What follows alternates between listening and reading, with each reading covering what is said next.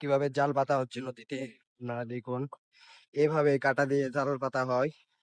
তারপরে এটা ২ থেকে ৩ দিন পর আবার নদী থেকে তোলা হয়।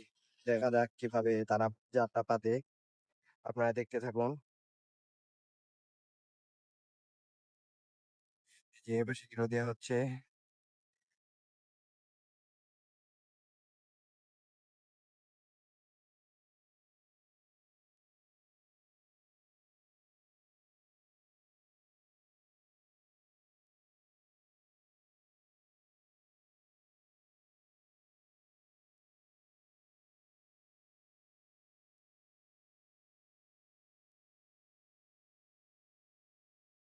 এভাবে জাল পাতা হয় নদীতে।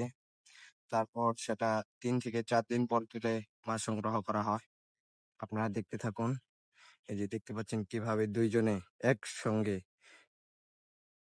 জালটি পাতা হচ্ছে।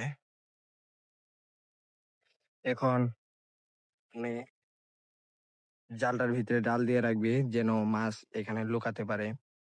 এজন্য তিনি হ্যাঁ, ডালটা ওইখানে ফেলতে দেয়।